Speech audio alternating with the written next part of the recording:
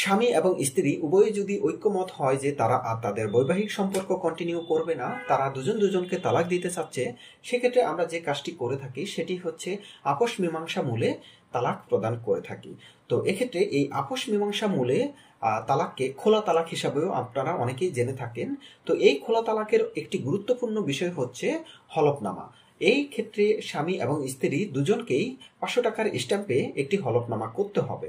এই হলফনামাটি উভয়ের জন্য খুবই গুরুত্বপূর্ণ। ভবিষ্যতে একে অপরকে ব্লেম করলে বা মামলা মোকদ্দমা করলে এই হলফনামাটি দিয়ে আপনি কিন্তু ডিফেন্স নিতে পারবেন। এখানে আপনারা একটি আপোষ মীমাংসা মূলে খোলা তালাকের হলফনামা দেখতে পাচ্ছেন। এখানে প্রথমেই লেখা আছে নোটারি পাবলিকের কার্যালয়, ঢাকা, বাংলাদেশ, আপোষ মীমাংসা মূলে খোলা তালাকের হলফনামা। এরপরে মোহাম্মদ শাহাবুল হাসান, পিতা নূরে আলম, মাতা রহিমা খাতুন, ঠিকানা তার জাতীয় পরিচয়পত্রের নম্বর। এখানে যদি জাতীয় পরিচয়পত্রের নম্বর না থাকে সেক্ষেত্রে তার জন্ম নিবন্ধন সনদের নম্বরও দিতে পারবেন। তার জন্ম তারিখ, পেশা, ব্যবসা, ধর্ম ইসলাম, জাতীয়তা বাংলাদেশি। উনি হচ্ছে প্রথম পক্ষ এবং স্বামী, অর্থাৎ স্বামীর টোটাল ডিটেলস আমরা এখানে দিয়েছি।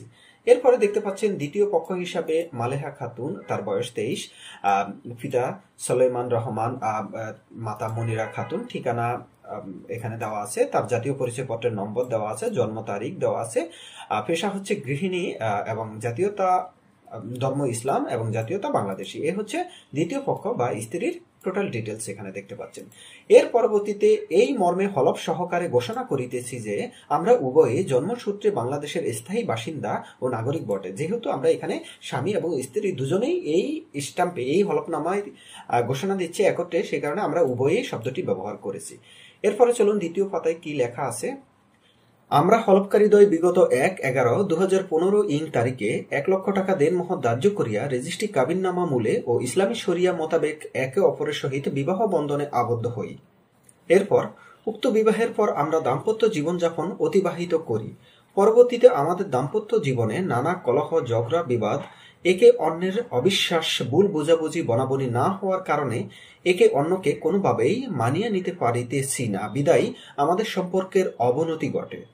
এরপরে আমাদের মধ্যে মনের মিল ও বনাবনি হয় না, বিদায় এই সিদ্ধান্তে উপনীত হই যে একে অপরকে আপোষ মীমাংসা মূলে খোলা তালাক প্রদান করার সিদ্ধান্ত গ্রহণ করিলাম।